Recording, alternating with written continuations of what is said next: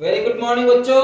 Good morning sir. अच्छा, कैसे हो सब लोग? बढ़िया सर। अच्छा चलो, आज हम बात करेंगे सांस लेने की प्रक्रिया।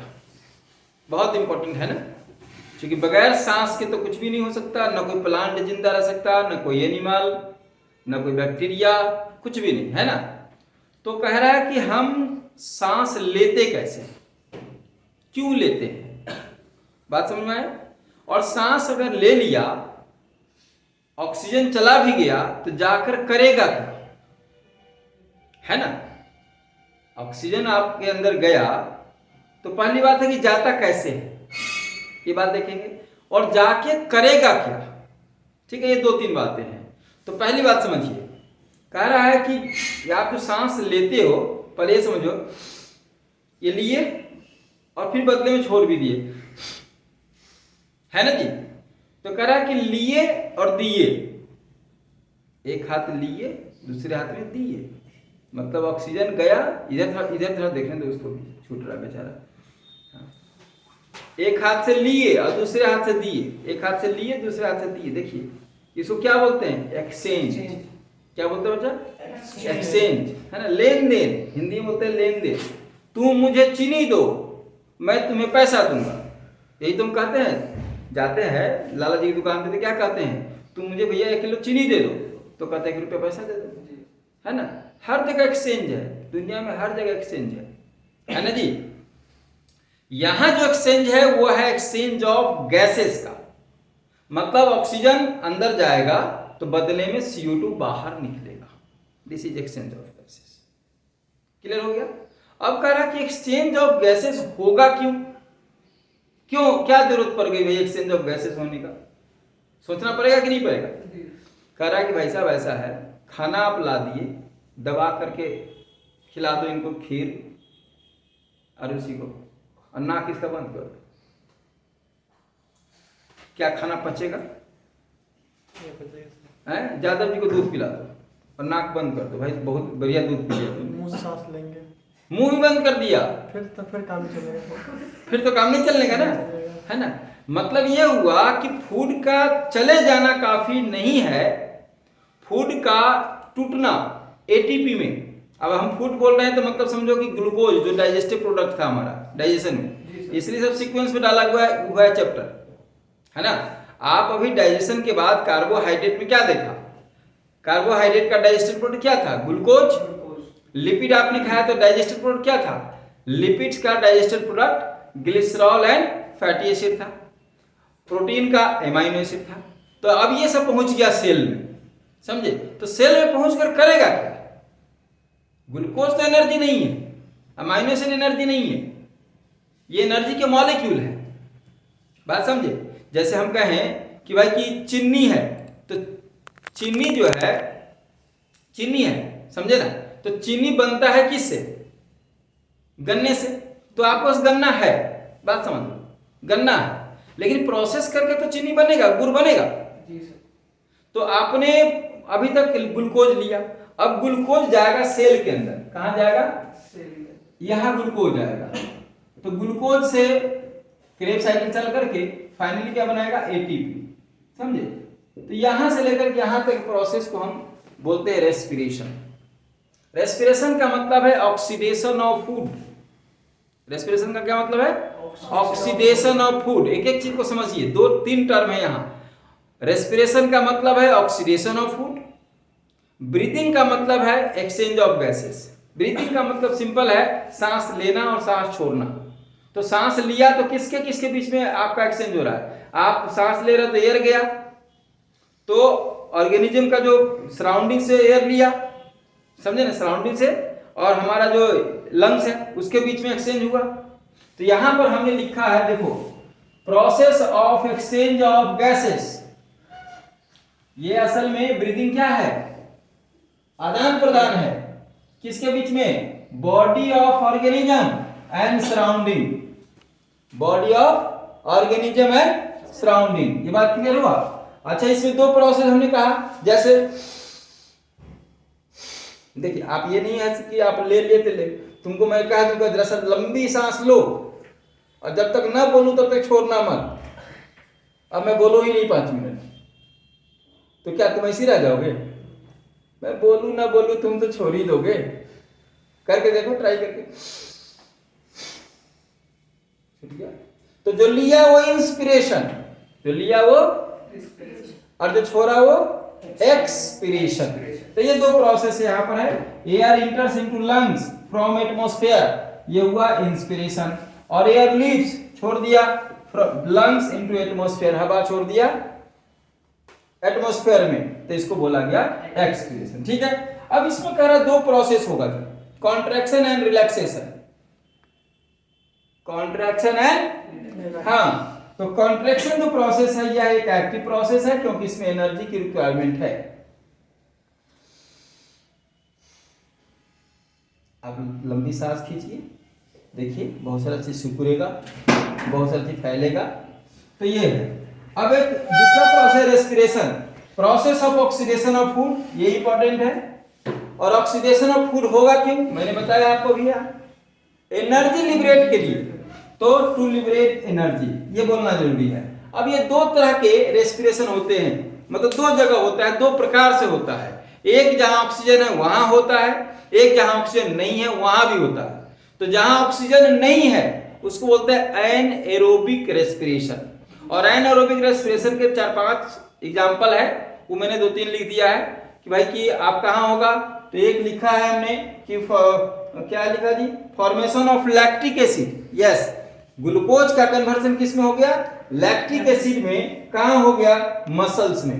पहला चीज मसल्स में, टीनिया सोलियम में और स्कैरिस में। मैच्योर आरबीसी के पास माइटोकॉन्ड्रिया नहीं है तो वहां भी एनारोबिक रेस्पिरेशन होगा। इस फर्मेंटेशन है जो कि अल्कोहल प्रोड्यूस करता है, वहां भी एनारोबिक रेस्पिरेशन होगा। अब आइए एरोबिक रेस्पिरेशन क्या है जरा समझते हैं इसको, है ना, सब बारीकी से समझो। एरोबिक रेस्पिरेशन के 4 प्रोसेस है जी, 4 स्टेप्स है। कितने स्टेप है, 4 स्टेप्स है। 4 स्टेप कौन है, पहला स्टेप तो यही है, एक्सटर्नल रेस्पिरेशन। ये चारों स्टेप याद करिएगा सीक्वेंस में। देखिए यहां से चल रहा है और यहां तक आएगा, कैसे, gaseous exchange between blood and air of O2 and CO2। Gaseous exchange, एक मिनट, gaseous exchange between blood and air of O2 and CO2। समझ में आया।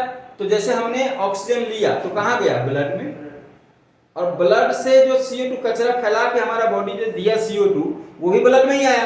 तो देखिए ये गया ब्लड के पास और ब्लड से गया, तो ये कहा गैसियस एक्सचेंज। ध्यान दिए टर्म को, गैसियस एक्सचेंज हुआ किसके बीच में भाई, किसके बीच में, ब्लड एंड एयर के बीच में। और एयर में दोनों चीज है, एयर में क्या क्या चीज है, मेन बात है ब्लड एंड एयर। और एयर में क्या क्या चीज है, O2 एंड CO2। तो हुआ क्या कि O2 और CO2 तो चला गया बाहर और O2 आ गया, ये हुआ एक्सचेंज।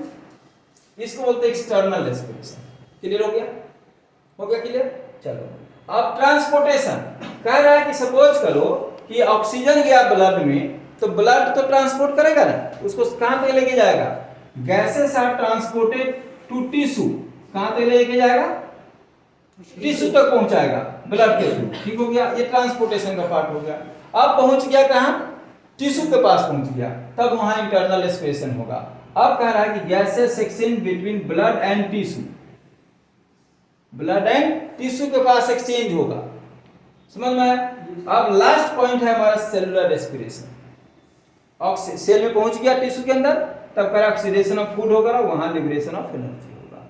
यहां पर दो बातें कर दे, एक एक्सटर्नल रेस्पिरेशन दिख रहा है आपको और एक इंटरनल रेस्पिरेशन दिख रहा है। तो जो एक्सटर्नल रेस्पिरेशन है वो एक फिजिकल प्रोसेस है।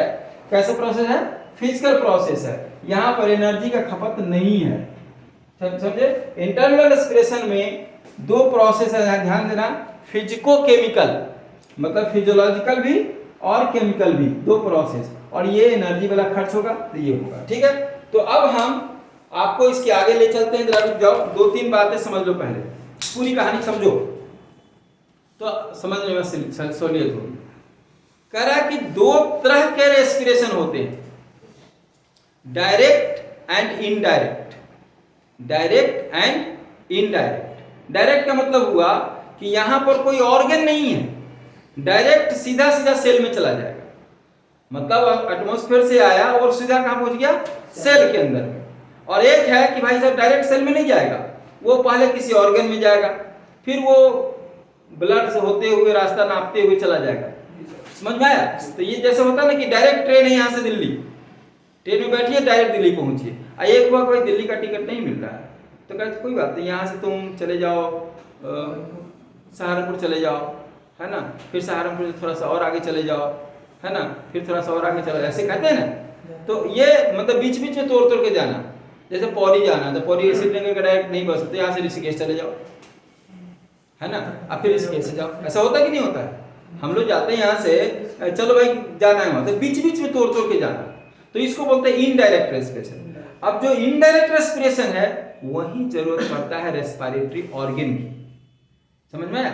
रेस्पिरेटरी ऑर्गन इनडायरेक्ट रेस्पिरेशन का पार्ट है। समझ? डायरेक्ट में क्या है, बाहर से आया एक्सचेंज हो गया यहीं से, ठीक है। तो हम ये दोनों बातें पढ़ लेते, पहले डायरेक्ट रेस्पिरेशन और इनडायरेक्ट रेस्पिरेशन। अब फिर इनडायरेक्ट रेस्पिरेशन में हम क्या करेंगे कि अमीबा से लेकर के और कॉर्डेटा तक, समझ में आया? Amoeba, Porifera, Coelenterata, Arthropoda, Annelida, Mollusca, Echinodermata, Hemichordata और कॉर्डेटा। समझ में आया? कॉर्डेटा में भी मछली है, मेढक है, स्नेक्स है और वहां से लेकर के बर्ड्स है सबका। तो एक बार हम लिस्ट आउट कर लेंगे कि इनडायरेक्ट में मतलब किस किस ऑर्गेनिज्म को, किस किस एनिमल को कौन कौन से रेस्पिरेटरी ऑर्गन है। अब कोई गिल से ले रहा है मछली, कोई लंग से ले रहा है, क्यों ले रहा है, फर्क क्या है? डिपेंड करता है ना कि ऑक्सीजन कहां पर है, पानी में है, डिजोल्व है, एयर में कैसा है ऑक्सीजन। तो एक बात ये करेंगे। उसके बाद जब हम रेस्पिरेटरी ऑर्गन पढ़ लेंगे तब हम ह्यूमन का रेस्पिरेटरी ऑर्गन पढ़ेंगे। अभी तक जो है वो जनरल रेस्पिरेशन की हम डिस्कशन कर रहे हैं कि रेस्पिरेशन क्या है, ब्रीदिंग क्या है, ये सब जनरल बात है। तब हम ह्यूमन के बाद आएंगे तो वहां पर लंग्स और ब्रोंकियल ट्री करेंगे बस, और तब एक फिजियोलॉजी में चलेंगे कि कैसे होता है। चलो तो इतना को नोट करो पहले। डायरेक्ट रेस्पिरेशन में और इनडायरेक्ट रेस्पिरेशन, इसकी बात हम कर रहे हैं। तो डायरेक्ट रेस्पिरेशन का क्या मतलब हुआ? डायरेक्ट रेस्पिरेशन का मतलब हुआ कि यहां पर किसी प्रकार का कोई बीच में मेडिएटर नहीं है, कोई ऑर्गन नहीं है, कोई ब्लड नहीं है, कुछ नहीं है, सीधा सीधा सेल में जाएगा। तो direct exchange of gases between body and environment, between body and environment direct है, नो ब्लड रिक्वायर्ड। तो होगा कैसे भाई साहब, ये कैसे होगा? प्रोसेस का नाम बताइए, diffusion process.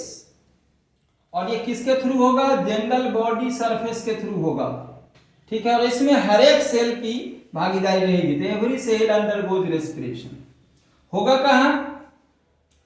Amoeba, bacteria, sponges, coelenterates और फ्लैटवर्म। ठीक हो गया। तो ये तो बातें हुई लोअर एनिमल के रिगार्डिंग जिसमें कि डायरेक्ट रेस्पिरेशन होता है। अब ये इनडायरेक्ट रेस्पिरेशन का मतलब कि इसमें स्पेसिफिक ऑर्गन होगा, खास प्रकार के ऑर्गन होंगे, where exchange of gases takes place. कौन कौन सा ऑर्गन होगा, है ना? तो देखिए हमने एक लिस्ट आउट किया हुआ है, इधर में एनिमल ग्रुप है और इधर में रेस्पिरेटरी ऑर्गन है। हम शुरू से चलते हैं। प्रोटोजोआ में प्लाज्मा मेम्ब्रेन के थ्रू, स्पंज में प्लाज्मा मेम्ब्रेन के थ्रू, सिलेंट्रेटा नाइडेरिया में बॉडी वॉल के थ्रू और स्टीनोफोरा में बॉडी वॉल के थ्रू। ठीक है। अब यहां आ जाओ, प्लैटीहेल्मिन्थेस। प्लैटीहेल्मिन्थेस क्या है? फ्लैट वर्म है, फ्लैट वर्म है। इसमें फ्लैट वर्म में दो वैरायटी पाई जाती है, फ्री लिविंग भी और पैरासाइट्स भी। तो जो फ्री लिविंग में हमने प्लेनेरिया की एग्जांपल लिया है, या आपको हम एनिमल किंगडम में बता चुके हैं। तो ये होगा बॉडी सरफेस के थ्रू। और जितने पैरासाइट है, पैरासाइट का मतलब क्या हुआ? वो दूसरे पर निर्भर करेगा, समझे कि नहीं? तो उनको अपने सांस लेने की जरूरत नहीं है। तो ये हो जाएगा एनएरोबिक रेस्पिरेशन के थ्रू, जैसे लिवर फ्लूक वगैरह है। एस्केल हेल्मिन्थेस मतलब राउंड वर्म जो है, गोल कृमि बोलते हैं इसको, है ना। यहाँ भी फ्री लिविंग रैबिडाइटिस है, ये बॉडी सरफेस के थ्रू, और पैरासाइट फॉर्म है एनारोबिक रेस्पिरेशन, एस्केलिस वगैरह में। एनेलिडा में बॉडी सरफेस के थ्रू और क्यूटेनियस रेस्पिरेशन होता है। मोलस्का में गिल्स के थ्रू और पल्मोनरी सैक के थ्रू। आर्थ्रोपोडा की वैरायटी देखिए आप। कॉकरोच में ट्रैकिया के थ्रू, आप ट्रैकिया आप ऐसे देखेंगे, ये ट्रैकिया है इसका, इसके थ्रू होता है। स्कॉर्पियन और स्पाइडर में बुक लंग्स के थ्रू, ध्यान देना यहाँ पे बुक लंग्स लिखा हुआ है। लिमुलस किंग क्रैब में बुक गिल्स के थ्रू, ये हमने बताया कि कैसा दिखता है, एक किताब की तरह दिखता है, इसमें बुक लंग्स है और बुक गिल्स है। ठीक हो गया। प्राउन में गिल्स के थ्रू, माइट्स में बॉडी सरफेस के थ्रू। ठीक हो गया। अब आइए इकाइनोडर्मेटा जो है इसमें वैरायटी है। आप देखिए इकाइनस सी अर्चिन बोलते हैं, इसमें पेरिएस्टोमियल गिल्स के थ्रू। ऑफियोथोरिक्स ब्रिटल स्टार है इसका एग्जांपल, ये जेनाइटल बर्सी के थ्रू रेस्पिरेशन करता है। होलोथूरिया जिसको सी कुकुम्बर बोलते हैं, ये क्लोएकल रेस्पिरेशन करता है। और एस्ट्रिया जो कि स्टार फिश है, ये डर्मल ब्रैंकी के थ्रू रेस्पिरेशन करता है। ठीक है बच्चों, तो ये बातें हमने कर लिया। अब हम बात करेंगे नेक्स्ट में इसके आगे का जो एनिमल है उसमें कौन कौन से होता है। ठीक है जी बच्चों, चलो ठीक है बच्चों। तो ये देखो, अब यहां से इकाइनोडर्मेटा का हो गया, हेमिकॉर्डेटा, यूरोकॉर्डेटा, सिफेलोकॉर्डेटा का फेरेंजियल गिल स्लिट्स के थ्रू। फेरेंजियल गिल स्लिट्स क्या है, आप देखे होंगे स्ट्रक्चर में जो हम बनाते थे ऐसे करके, तो ये वाला में फेरेंजियल गिल स्लिट्स होता था, याद है, ये फेरेंजियल गिल स्लिट्स, और यहाँ से नर्व और वगैरह वगैरह से जाता था। ठीक है ना, तो ये फेरेंजियल गिल स्लिट्स है। ये फेरेंजियल गिल स्लिट्स आगे चल करके लंग्स और फेरिंग्स में कन्वर्सन होता है। साइक्लोस्टोम फिशेस में गिल्स के through, lungs fishes, reptiles, birds, mammal, ये लंग्स के थ्रू होगा। और एक रह गया एम्फीबियन, स्किन से भी होगा जिसको क्यूटेनियस रेस्पिरेशन कहते हैं। गिल्स, लंग्स और बकोफेरेंजियल, ये 4 वैरायटी आपको एम्फीबियंस में होगा। तो ये हो गया आपका डिफरेंट प्रकार के रेस्पिरेटरी ऑर्गन्स। ठीक है बच्चों, अब हम नेक्स्ट क्लास में कुछ और बात करेंगे इसके अलावा।